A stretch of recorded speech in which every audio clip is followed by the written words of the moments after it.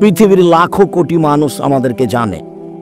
পৃথিবীর যে দেশেই যায় না কেন, সৌদি আরব হোক, কাতার হোক, কুয়েত হোক, বাহরাইন হোক, মালয়েশিয়া হোক, মিশর হোক, দুবাই হোক, ওমান হোক, লন্ডন হোক, যখন যে দেশে গেছি তখন সেই দেশে মানুষ মনে হচ্ছে আমাকে, আমার চেয়ে পৃথিবীর তার কাছে প্রিয় ভালো মানুষ কেউ নেই।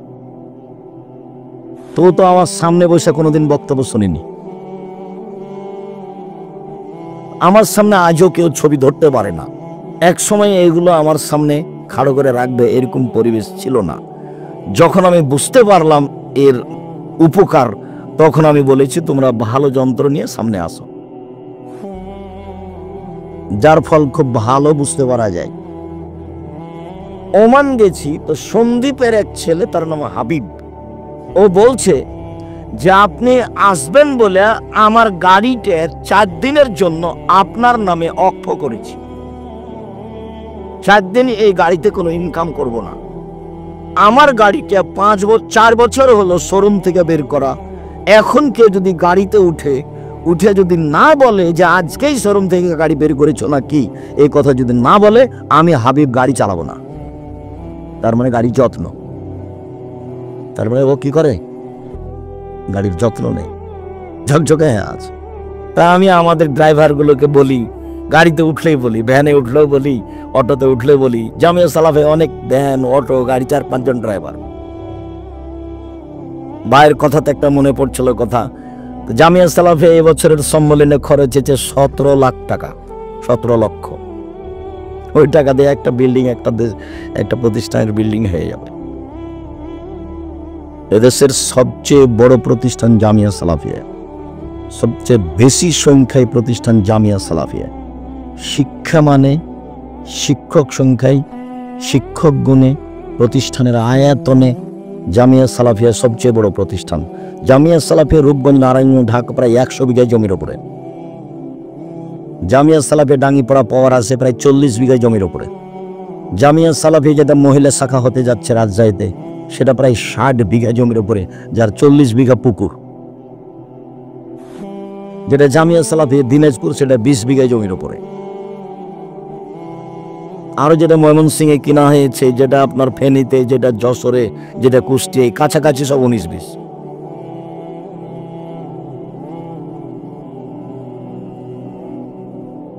বগুড়া তোমাদের এটা শাখা হিসেবে ঘোষণা দিতে দেখলাম আব্দুল্লাহকে সেদিন। এখন এটার পরিধি কি হয় কি না হয়, কতদূর কি হয়, সিলেবাস পরিবর্তন হবে, জামিয়া সালাফের সাথে কতদূর সম্পর্ক, সময়ের গতিতে ধীরে ধীরে জানা যাবে ইনশাআল্লাহ।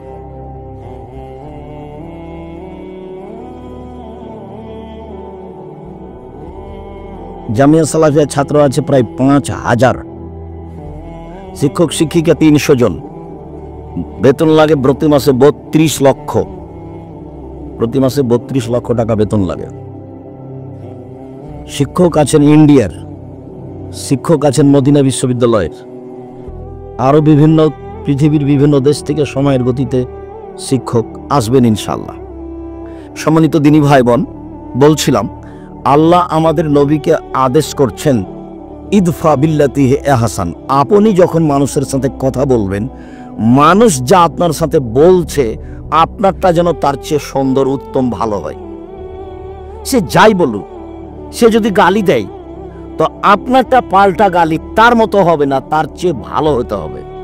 তার মতো হলে হবে না, তার চেয়ে খারাপের তো কোনো প্রশ্নই আসে না, তাহলে তো সদাচরণ কেটে গেছে। মন্দ কথা সেটা কি সদাচরণ? মন্দ কর্ম সেটা কি সদাচরণ? যার ভিতরে সদাচরণ নেই সেও মন্দটাকে মন্দ বলবে, সেও খারাপটাকে খারাপ বলবে। খারাপটা খারাপই, খারাপটা কোনোদিন ভালো হয় না। তার বাস্তব দেখলে আপনাদের বিগত সরকারকে দেখবেন, আমার মনে হচ্ছিল যে রাস্তাঘাট, গাছপালা সবই এ দল করে। কিন্তু যেদিন চলে গেল 45 মিনিট সময়, সেদিন আমি দেখলাম কিরি, আমি তো যা মনে করছিলাম তা তো নয়। যখন মূর্তির পাশ দিয়ে হাঁটতাম তখন ভাবতাম যে এসব মূর্তি কি কেউ ভাঙবে? না, কেউ যদি না ভাঙে তাহলে ঈসা আলাইহিস সালাম এসে ভাঙবে। তার মানে ঈসা আলাইহিস সালাম যেদিন আসবেন সেদিন কোনো উঁচু কবর থাকবে না, সেদিন কোনো মূর্তি থাকবে না, সেদিন শুকর সোর থাকবে না, সব হত্যা করা হবে। সারা পৃথিবী জুড়ে কোনো কবর থাকবে না, সব ভেঙে দেবে। সেদিন শাহজালালের কবর সিলেটের এমনি ভেঙে দেবে। সেদিনকে রক্ষা করার থাকবে না, তার আগে কেউ ভেঙে দিতে পারে। এই ছেলেটা বলছে তার আগেই ভাঙবে, হতে পারে, স্বাভাবিক, হয় স্বাভাবিক। ও তো আল্লাহর নবীর আদেশ, ও তো আল্লাহর নবীর আদেশ, ভাঙতেই হবে, এটা আল্লাহ রাসূলের আদেশ। ওটা এক সময়ে মানুষ বাস্তবায়ন করবে, সময়ের গতিতে করবে। বলছিলাম মহান আল্লাহ বলেন আমাদের নবীকে, জাদেলহুম বিল্লাতি হিয়া আহসান, মুহাম্মদ সাল্লাল্লাহু আলাইহি সাল্লাম, আপনি যখন মানুষের সাথে তর্কে বিতর্কে লিপ্ত হবেন তখন আপনার কথা যেন ওর চেয়ে উত্তম হয়, সুন্দর হয়। জাদেলহুম বিল্লাতি হিয়া আহসান, আপনি মানুষের সাথে মুখামুখি কথা বলুন, কিন্তু আপনার কথা হবে তাদের চেয়ে অতীব উত্তম, সদাচরণ। আল্লাহ তাআলা বলেন, ফাবিমা রাহমাতিম মিনাল্লাহ লিনতা লাহুম, মুহাম্মদ সাল্লাল্লাহু আলাইহি সাল্লাম, আল্লাহর পক্ষ থেকে বড় দয়া যে আপনি নরম স্বভাবের মানুষ হয়েছেন, নরম স্বভাব।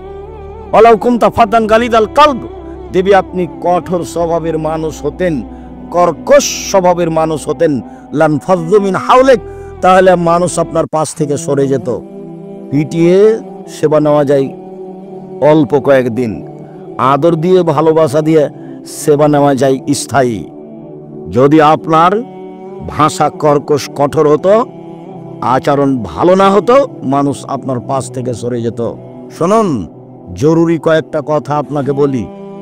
এক, ফাফু আনহুম, মানুষের সাথে চলতে গিয়ে মানুষ যে আপনার সাথে অন্যায় করেছে সেটা আপনি ক্ষমা করে দেন, মানুষকে ক্ষমা করতে শিখুন। আল্লাহ বলছেন কাকে?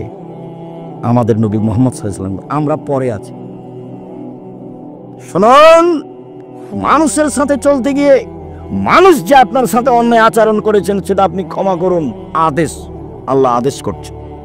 বিচার নেওয়া পরে, ধ্বংস কামনা করার পরে, তারপরে বলছেন ওয়াস্তাগফির লাহুম, মানুষ যে আপনাকে গালি দিয়ে, অকথ্য ভাষায় গালি দিয়ে, দেশ থেকে তাড়িয়ে দিয়ে পাপ করেছে, এর জন্য আপনি আল্লাহকে বলুন, আল্লাহ ওরা আমাকে গালি দিয়ে পাপ করেছে, তুমি তাদের পাপ ক্ষমা করে দাও। সদাচরণ কি জিনিস? সদাচরণ কি? আপনি অটোতে বসে আছেন, আমি উঠছি, তো উঠতেই লোকটা টান দিয়েছে, তো আমি ধাক্কা খেয়েছি, তখন আমার ব্যাগটা আপনার মুখের উপরে গিয়ে পড়েছে, তখন আপনি বলছেন হ্যাঁ আপনার কপালে চোখ নাই, এটা একটা আচরণ। আর আপনি বলছেন আচ্ছা আচ্ছা যাক, মনে আমি এটা ভারী মনে, বসেন বসেন, দেখ হয়েছে, এটা কিছু সমস্যা নেই, বসেন বসেন, কোনো সমস্যা নেই, বসেন। এটা একটা আচরণ। আর ওটা একটা আচরণ, কপালে চোখ নাই, দেখেন না, একটু ঢং করে উঠতে পারেন না, ওটা একটা আচরণ, এটা একটা আচরণ। কোনটা সদাচরণ? ক্ষমতা দেখিয়ে দুদিন বেঁচে লাভ নাই, ফেরাউন চলে গেছে। ক্ষমতা দেখিয়ে মানুষের প্রতি জেল জুলুম অত্যাচার করে মানুষকে আয়না ঘরে রেখে কোনো লাভ নাই, একদিন চলে যেতেই হবে, আজ হোক আর কাল। মানে সময় আসলে রক্ষা হবে না। ইন্নাল্লাহ ইউমলি লিয-যালিম, আল্লাহ তাআলা জালেমকে সময় দেন, জালেমকে সুযোগ দেন অন্যায় করার। অন্যায় করতে থাকে করতে থাকে করতে থাকে, তো মানুষ মনে করে কই কত মানুষের প্রতি জুলুম করলো, কত মানুষকে পানিতে ডুবিয়ে মারলো, জেলে হত্যা করলো, আলেম ওলামাকে জেল ফাঁসি দিল, তারপরেও তো বিচার হয় না। কই মানুষে বলছে যে জুলুম করলে আল্লাহ বিচার করবে, কই হয় না। যাই যাই যাই যাই, আল্লাহর নবীও বলছেন, বুখারী মুসলিমের হাদিস, আল্লাহকে সুযোগ দেন, দিতে দিতে দিতে দিতে হাত্তা ইযা আখাযাতহু লাম ইউফলিতহু, যখন ধরে ফেলেন তখন আর সময় দেন না। ফেরাউন 2-1 দিন জুলুম করেনি, প্রায় 1500 বছর। তাহলে কত মানুষের প্রতি জুলুম করেছেন? তার বিরুদ্ধে গেলে বালুর উপরে ফেলে দিয়ে, হাতে পায়ে কাঁটা মেরে দিয়ে, গায়ে সাপ বিচ্ছু ছেড়ে দিত। লৌহ শলাকাধারী ফেরাউন। বড় বড় যারা জালেম চলে গেছে পৃথিবীতে, সর্বোচ্চ জালেম ফেরাউন। তারপরে একদিন সময় শেষ হয়ে গেছে, একদা আল্লাহ মূসাকে বললেন, মূসা তোমাকে ফেরাউনের কাছে যেতে হবে। মূসা বললেন, আমি সাবলীল ভাষায় কথা বলতে পারি না, মুখে সমস্যা আছে, আমি যাব না। আল্লাহ বললেন, আমি মুখের ভাষা ঠিক করে দিছি, যেতে হবে। তিনি বললেন, ফেরাউনের পক্ষ থেকে আমার উপর একটা অপরাধের অভিযোগ আছে, আমি একটা অপরাধ করেছি, এক থাপ্পড়ে আমি এক মানুষ মেরেছি, এটাও ফেরাউনের পক্ষ থেকে আমার উপরে অপরাধের অভিযোগ, আমি যাব না। তখন আমাকে মারবে। তখন আল্লাহ বললেন, আমি তোমার সাথে আছি, কেমনে তোমাকে মারে সেটা আমি দেখব। তখন মুসা বললেন, ঠিক আছে, তাহলে আমার ভাইকে আমার সাথে দিতে হবে। ঠিক আছে, তাই হলো। মুখ ঠিক করে দিলাম, ফেরাউন মারতে পারবে না, আমি আপনার সাথে আছি। হারুনকে দিলাম, এবার যান। এবার দুই ভাই এসে বলছেন, স্বাধীনতা। দুই ভাই এসে বলছেন, বানি ইসরায়েলকে ছেড়ে দেন, আমাদের সাথে স্বাধীনতা লাগবে। বানি ইসরায়েলকে এভাবে দাস দাসী করে রেখেছেন কেন, ছেড়ে দেন। তখন ফেরাউন বলছেন, কে তুমি? কি সেই মূসা নও যাকে আমি শিশুকালে বহুদিন লালন পালন করেছি? তুমি কি তোমার বয়সের বহু বছর আমার মাঝে ছিল না? হ্যাঁ, ফেরাউন তো তাকে লালন পালন করেছে। তোমাকে কি আমি শিশুকালে লালন পালন করিনি? তুমি কি বহু বছর আমার মাঝে থাকোনি? তুমি যা করেছো তা করেছো, তুমি তোমার কর্ম করেছো, তুমি এক থাপ্পড়ে মানুষ মেরেছো, তুমি বড় অকৃতজ্ঞ। আমার মানুষকে হত্যা করে আমার দেশ থেকে চলে গিয়ে তুমি আমাকে দাওয়াত দিতে আসো, তুমি বড় অকৃতজ্ঞ। মুসা আলাইহিস সালাম বললেন, জি, আমি যা করেছি তা করেছি, আমি তখন ভুল পথে ছিলাম, আমি আপনার হত্যার ভয়ে দেশ ছেড়েছি। আমার প্রতিপালক আমার প্রতি দয়া করেছেন, দয়া করে আমাকে জ্ঞানে গুণে পূর্ণ করেছেন, তিনি আমাকে নবী করেছেন। ঠিক আপনি আমার প্রতি অনুগ্রহ করেছেন, অনুগ্রহ করে আপনি খোঁটা দিয়েছেন, খোঁটা দিয়ে আপনি বানি ইসরায়েলকে দাস দাসীতে পরিণত করেছেন। ভাষা পরিবর্তন করে তুমি বড় উদ্ধত স্বৈরাচার, তুমি বড় সীমালঙ্ঘনকারী। ঘোষণা মুসা আলাইহিস সালাম ফেরাউনের সামনে দিলেন। যা হওয়ার তাই হলো। ফেরাউন হত্যার জন্য প্রস্তুতি নিল, মুসাকে হত্যা করতে হবে। তার মানে ফেরাউনের জুলুমের সময় শেষ হয়ে আসছে, ফেরাউনের জুলুমের সময় শেষ হয়ে আসছে। যা হওয়ার তাই হলো। মুসা আলাইহিস সালাম পার হয়ে গেলেন সাগরে, ফেরাউন সাগরে ঢুকে গেল, দুই দিকে পানি দাঁড়িয়ে আছে। ফেরাউন জানে, হুঁশিয়ার মানুষ সচেতন, যে আমি যদি ভিতরে চলে যাই, পানি যদি দুদিক থেকে চেপে আসে তাহলে কি হবে। এটা তার বুঝের অভাব ছিল না, কিন্তু যখন মানুষ রাগ করে তখন বুদ্ধি কমে যায়। এত খেপেছে ফেরাউন, মুসাকে সে হত্যা করবে, যার কারণে সে রাস্তায় নেমে গেল। দুই দিক থেকে পানি এসে জমা হয়ে গেল। যখন পানি এসে জমা হয়ে গেল তখন ফেরাউন বলল, আন্নাহু লা ইলাহা ইল্লাল্লাযী আমানাত বিহি বানী ইসরাঈল ওয়া আনা মিনাল মুসলিমিন। আমি ঘোষণা দিচ্ছি, আল্লাহ ছাড়া কোনো মাবুদ নাই। আমি মেনে নিলাম তাকে আল্লাহ বলে, যাকে বানিয়ে এসে বানী ইসরাঈল মেনে নিয়েছে, আমি একজন মুসলিম। ঘোষণা দিল ফেরাউন, আমি একজন মুসলিম। তখন আল্লাহ বললেন, আল আন, এখন, অকাদ আসাইতা কাবল, তুমি তো নাফরমান ছিলে ইতিপূর্বে, তুমি তো জমিনে বিপর্যয় সৃষ্টি করেছ। মনে রেখো, তুমি আলিয়ামানুনা জিকা বেবাদা নিকালে তাকুন আলেমান খালফাকা আয়া, আমি তোমার শরীর রেখে দিলাম চিরদিনের জন্য। পৃথিবীতে যত মানুষ জুলুম অত্যাচার করবে তাকে জানতে হবে শেষ পরিণতি হবে ফেরাউনের পরিণতি। জুলুম করে রেহাই পাবে না মানুষ। ঠান্নাবাজি করে ক্ষমতা দেখিয়ে দলীয় দাপটে, অর্থ সম্পদের দাপটে, বিদ্যার দাপটে মানুষকে অপমান করে বেশি দিন টিকা যায় না। জুলুমের ফল দুবার ভোগ করতে হবে, একবার ইহকালে, একবার পরকালে। জুলুমের ফল যখন পরকালে ভোগ করতে হবে তখন বিচার আর তাড়াতাড়ি হবে না। যত জালেম আছে সবার বিচার দেরিতে হবে। যারা যাকাত দেয় না তারাও জালেম। কিভাবে? ফকিরের টাকা মেরে খেয়েছে, এই জন্য তার বিচার দেরিতে হবে। যারা জালেম, আল্লাহর নবী বলছেন ওদের বিচার দেরিতে হবে। কতদিন দেরি আল্লাহ ভালো জানে। একদিন যদি দেরি হয় 50,000 বছর, 3 দিন যদি দেরি হয় 1.5 লক্ষ বছর, কতদিন দেরি হবে আল্লাহ ভালো জানে। প্রত্যেক জালেমের বিচার দেরিতে হবে। মহান আল্লাহ বলেন, মুহাম্মদ সাল্লাল্লাহু আলাইহি সাল্লাম, আপনি মানুষকে মাফ করুন।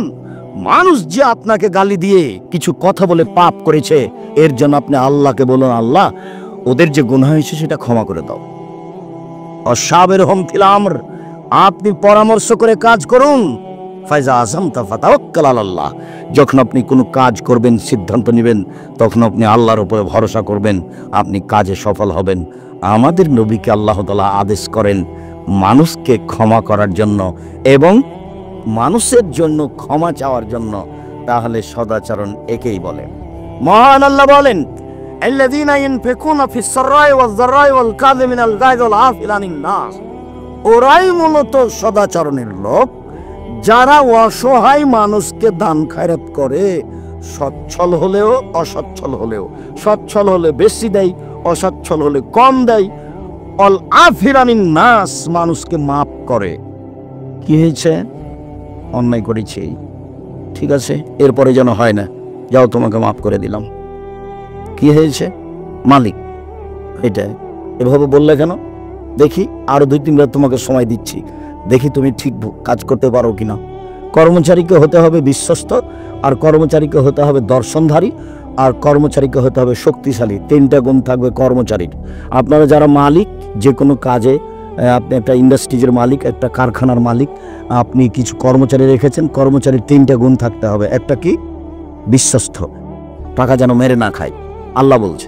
2, দর্শনধারী, ওকে দেখতে যেন ভালো লাগে, ভ্যানচা মুখের যেন না হয়। ভ্যানচা মুখে কি করবে সে রুজি আপনার চিন্তা করার দরকার নেই, ওটা আল্লাহ ব্যবস্থা করবেন। আপনি দর্শনধারী লোক ঠিক করবেন। 3, শক্তিশালী। এই 3টা গুণের লোককে মানুষ নির্ধারণ করতে হবে কাজের জন্য।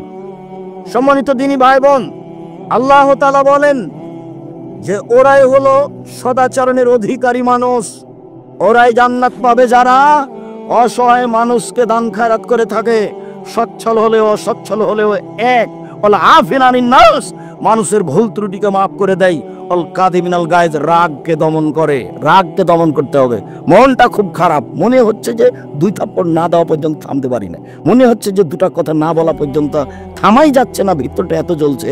তাহলে আপনি কি বস্তির মহিলা? বস্তির মহিলা ঝগড়া লাগলে যত খারাপ কথা বলতে পারে তত খুশি হয়, আর যখন ঝগড়া বন্ধ হয়ে যায় তখন বলেছি, যে মনটা ঠান্ডা করে বলেছি কথা। তো আপনি কি বস্তির মহিলার মতো যে আপনার চরিত্র? কেন এত আপনি খেপে যাচ্ছেন কেন? 2টা বলে নিলে আপনার কি হবে? বলিয়েন না তো। বলেননি তখন কি হয়েছে? আমি তো দেখি ফেসবুকে, ইউটিউবে মানুষ আমাকে বলে যে আপনাকে যে এত মানুষের ধুয়ে ছেড়ে দেয়, তা আপনি কিছু বলেন না কেন? আমি তোর না, আমি তো নি না, তা আমি বলবো কি? আমি এতটুকু বলি যে ওর যদি কথা বন্ধ হয়ে যায় তখন আবার রিং দিয়ে বলি, ভাইজান আপনার কি টাকা শেষ হয়ে গেছে? আর কোনো গালি ছিল কি? আর কোনো গালি থাকলে আবার আমি রিং দিলাম, ওটা আপনি শেষ করে নেন। ও কত বললো সেটার আমার উত্তর দেওয়ার দরকার নেই। ওর পাতা আমি কোনোদিন পড়িনি, পড়বও না। মাযহাবের পাতা আমি কোনোদিন পড়িনি, পড়বও না। ওই নিয়ে আমি চিন্তা ভাবনা করি না কোনোদিন মানুষের একটা বক্তব্য শুনেছি, সেই হিসাবে বক্তব্য দিতে শিখেছি, এটা আমার মনে পড়ে না। কামারপাড়ায় এসেছি বক্তব্য দিতে, কেন? তো মৌলানা আব্দুর রব খুলনা আসেননি সেই জন্য। ব্রিকুষ্টিয়া মাদ্রাসায় এসেছি বক্তব্য দিতে, মাদ্রাসার সূচনা শুরু হবে সেই জন্য। প্রথম ইটটা আমার হাতের দেওয়া। কে যদি অস্বীকার করে থাকলে হচ্ছে ধোঁকাবাজ, অস্বীকার করেছে মৃত্যু। প্রথম ইটটা আমার হাতের দেওয়া। তারপরে যিনি দিয়েছেন সেখানে শেহাবুদ্দিন সন্নি, গোবিন্দগঞ্জ, গাইবান্ধা, মারা গেছে। বলছিলাম সদাচরণ কি জিনিস আল্লাহ তাআলা বলেন। এবার চলেন হাদিসে কয়েকটা বলি। মোজাইনা কাবিলের একজন বলছেন, আল্লাহর নবী, মা খায়রো মা উতিল ইনসানো, আল্লাহ তাআলা মানুষকে অনেক নিয়ামত দিয়েছেন, জমি জায়গা, টাকা পয়সা, বাড়ি ঘর, স্ত্রী, আল পরিবার, সবকিছু দিয়েছে, অনেক নিয়ামত দিয়েছে। আল্লাহর নবী, সবচেয়ে যেটা ভালো নিয়ামত সেটা কোনটা একটু বলেন তো আল্লাহর নবী? এটা জিজ্ঞাসা, সবচেয়ে উত্তম ভালো কোনটা? তখন আল্লাহ রাসূল উত্তরে বললেন, আল খুলুকুল হাসান, ভালো আচরণ হলো সবচেয়ে উত্তম নিয়ামত। যার মুখ খারাপ তার কাছে ভালো আচরণ উত্তম নিয়ামত নেই। যে গালি দেয় বউকে, জনগণকে, তার কাছে উত্তম নিয়ামত নেই। যে কথায় কথায় খেপে উঠে তার কাছে আল্লাহর পক্ষ থেকে উত্তম নিয়ামত নেই। এই ছেলে, মানুষকে অর্থ সম্পদ, জমি জায়গা, গাড়ি বাড়ি দিয়েছে, তার মধ্যে সবচেয়ে উত্তম কোনটা দিয়েছে বলো তো দেখি? সদাচরণ। সদাচরণ কি জিনিস গো? ভালো কথা ভালো কর্ম। সদাচরণ কি জিনিস? ভালো কথা ভালো কর্ম। লোকে বলে ছেলেটা ভালো, এই যে এটার নাম সদাচরণ। লোকে বলে ছেলেটার ব্যবহার ভালো, এটা হলো ভালো কথা ভালো আচরণ। লোকে বলে ওর স্বভাবই খারাপ, ও দুমুখা, ওর কথা বলছেন কেন? ওর স্বভাব খুবই খারাপ, ওকে দেখতে মন চায় না, ওকে আমি দেখলে ঘৃণা করি। এর নাম খারাপ আচরণ। এই ছেলে বসো, দয়া করে অল্প সময় কাজ দেখাবেন না। যারা আপনারা দিনী বোন আছেন, আপনারা একটু লজ্জাবোধ ইতস্তবোধ করে ঢং ঢং করে এসেছেন, হেঁটে আবার ঢং ঢং করে চলে যাচ্ছেন কেন? গেলেন কেন? আজ তো আমি রাত 12টায় আসছিনি, আজকে তো আগেই এসেছি। আপনি আজকে বাড়ি চলে গেলেন কোন শরমে? আমি আপনার জন্য এসেছি। সারা বগুড়া জেলার যদি আমি প্রোগ্রাম নিই তো কয়েকশো হবে। তো মানুষের বছর বছর পার হয়ে যায়, একদিন আসতে পারি না। তো আপনাদের সুবাদে আসছি, আমি আপনার জন্য এসেছি। আপনি চলে যাচ্ছেন মানে? চলে গেলেন কেন? আপনি সংসারের কি বুঝেন? সংসার কিভাবে করতে হয় সেটা আপনি কি জানেন? আপনার বাপ আপনার বিবাহ দিয়েছে, আপনি স্বামীর কাছে গেছেন, সেই জন্য আপনার বাচ্চা হয়ে গেছে। আপনি মা কাকে বলে আপনার কি জানা আছে? দিন রাত আমি বলেছি, সেজন্য আপনি মা কাকে বলে বলতে পারেন? আপনার বাড়িতে যদি আমি এখনই ঢুকি, তাহলে আপনার নাতি নাতনির অথবা আপনার ছেলের একটা পায়খানা করা পট আছে, সেটা হলো ঘোড়া। তা আমাদের বাড়িতে তো এই পটটা 3 মিনিটও থাকবে না। হয় পট ফিরিয়ে দিব, না হয় মাথা কেটে দেব। পট অবস্থায় আমাদের বাড়িতে থাকতে পারেন, এটা অসম্ভব। আপনার বাড়িতে আছে, আপনি একজন হস্তিনী মহিলা, মাস্টার ডিগ্রি পাস। আপনার স্বামী বলে আমি আব্দুর রাজ্জাক কইসক, জিন্দেগিতে আপনাকে আমি মাস্টার ডিগ্রি পাস বলিনি।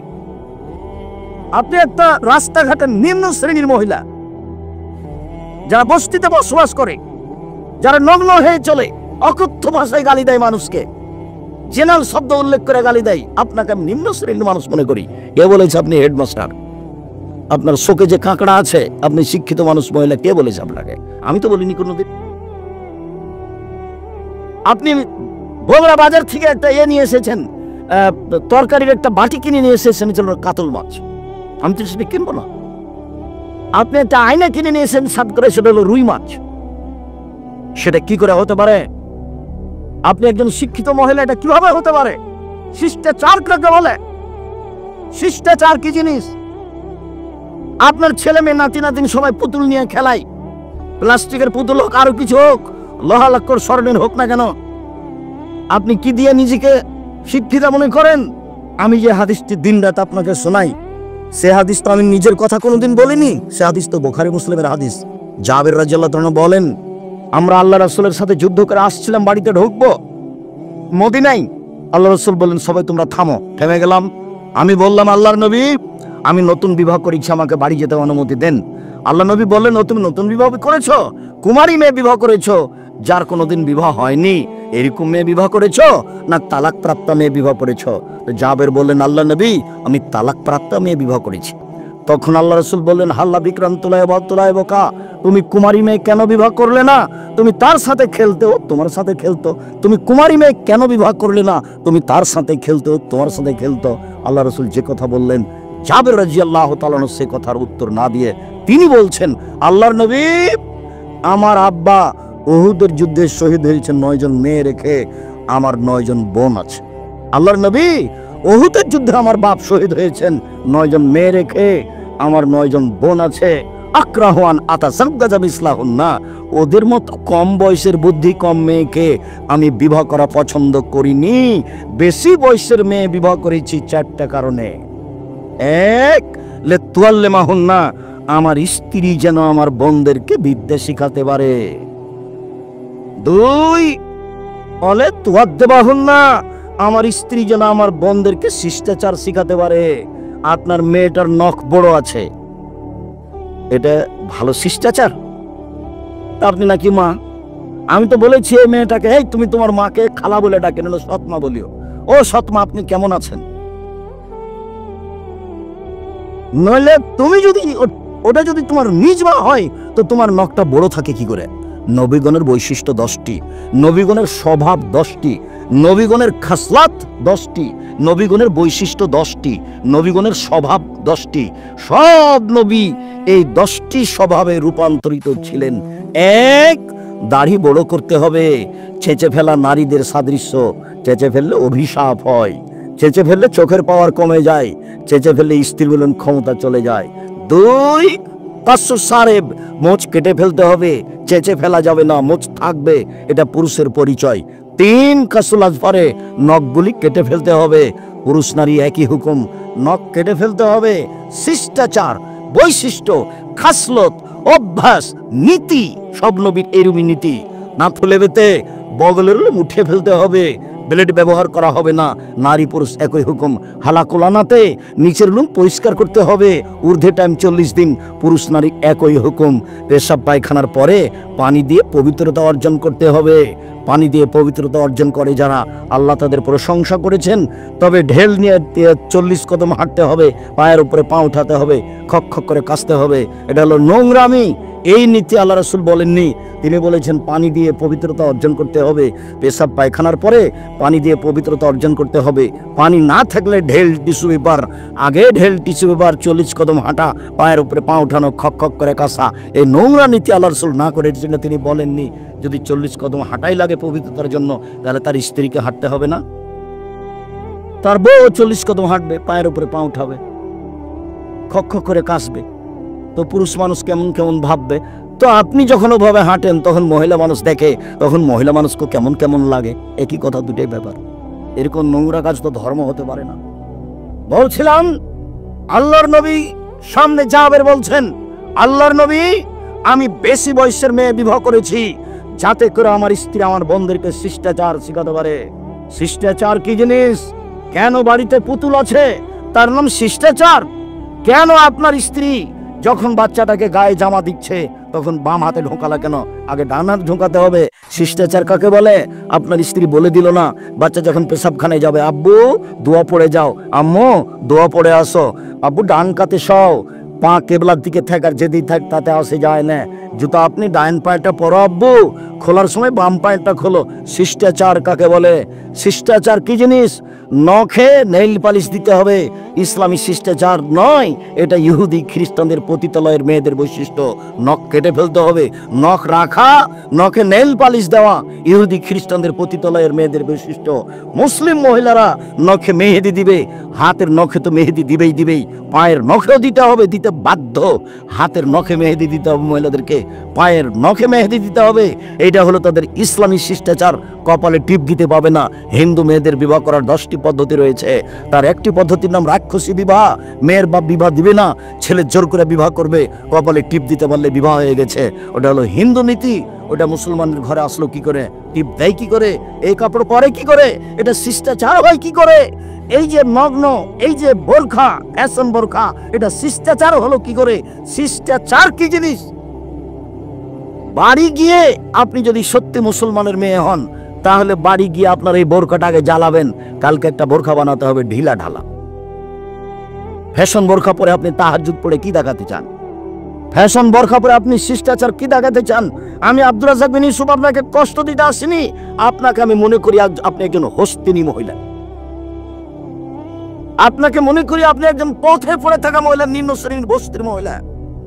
আপনি আমাকে বলেন আব্দুর রাজ্জাক সাহেব, আপনি কিভাবে এটা বলেন? আমি হচ্ছি খাদিজার মতো, আমি হচ্ছি আয়েশার মতো। ঠিক আছে, আমি আপনাকে আয়েশার মতো মনে করলাম, আপনাকে আমি খাদিজার মতো মনে করলাম। আয়েশা রাদিয়াল্লাহু তাআলা আনহা বলেন, আমার স্বামীর কবর হলো আমার ঘরে। আয়েশার স্বামী কে? মুহাম্মদ সাল্লাল্লাহু আলাইহি সাল্লাম। আমার স্বামীর কবর হলো আমার ঘরে। তখন আমি আমার ঘরে এমনিতে যাই, মাথায় কাপড় দিই না, এমনিতে যাই। কিছুদিন পরে আমার স্বামীর পাশে কবর হলো আমার বাপের। তখন আমি মনে করি এটা আমার স্বামীর কবর, এটা আমার বাপের কবর। আমি কবরের পাশে এমনিতে যাই, মাথায় কাপড় থাক আর না থাক সেটা বিবেচনা করি না। কয়েকদিন পরে সেখানে কবর হলো উমরের, অর্ধ পৃথিবীর খলিফা কুশাগর।